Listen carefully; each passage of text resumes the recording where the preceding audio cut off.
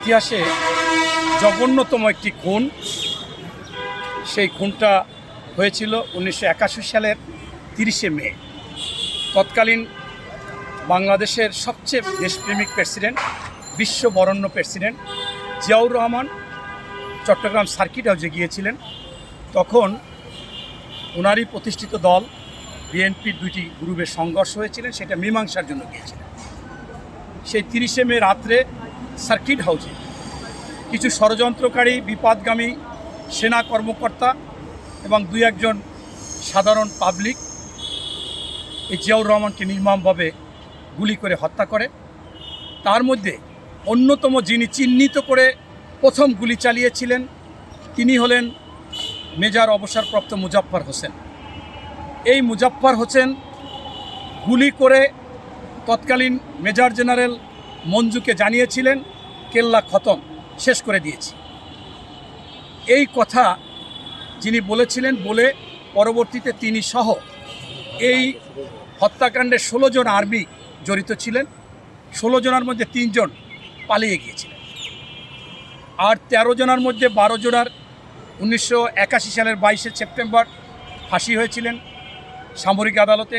এটা মৃত্যুদণ্ড, মানে তারা তো ফায়ারিং স্পট করে গুলি করে মারা যায়।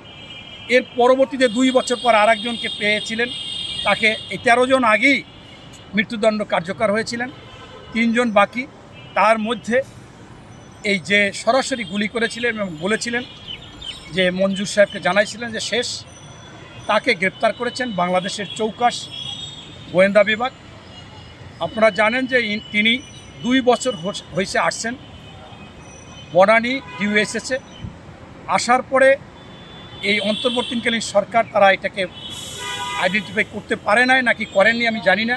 এই সরকার আসার পরপর এই মুজাফফর হোসেনের মেয়ে এয়ারটেলে চাকরি করেন, তার পিছু লেগে আস্তে আস্তে করে একটা পর্যায়ে ওনার বাসা চিনেছেন।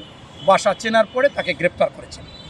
আমি এই গ্রেপ্তারের মেসেজ থেকে শেখ হাসিনার উদ্দেশ্যে আমি বলতে চাই যে এই বাংলাদেশে 45 বছর পরে শহীদ প্রেসিডেন্ট জিয়াউর রহমানের খুনিকে গ্রেপ্তার করা হয়েছে এবং মৃত্যুদণ্ড কার্যকর করা হবে। সে ছিল একজন প্রেসিডেন্টকে খুন করেছে, আর আপনি হাজার হাজার গণহত্যা চালিয়েছেন। আপনার কেউ ইনিয়ে বিনিয়ে বলতে চায় যে শেখ হাসিনা তো গুলি করে নাই, শেখ হাসিনা তো হত্যা করে নাই। আরে আপনার পিএস মতিউর রহমান রিন্টু বলেছিল যে আমি আমার ফাঁসি চাই। কেন? ব্যাখ্যা দিয়েছে যে আপনি প্রতিটা স্তরে, প্রতিটা আন্দোলন সংগ্রাম, আপনার দলের হোক বেদলের হোক, তাদেরকে হত্যা করে লাশ দিয়ে আপনি রাজনীতি করতে চান বা করেছেন। সেই জন্য আজকেও আপনার আওয়ামী লীগের সেক্রেটারি, সেতু মন্ত্রী, আপনার এই লাস্ট ক্যাবিনেট মিটিং থেকে বের হয়ে সাংবাদিকরা যখন ওনাকে ঘিরে ধরেছেন, বলছে আপনাদের সিদ্ধান্ত কি?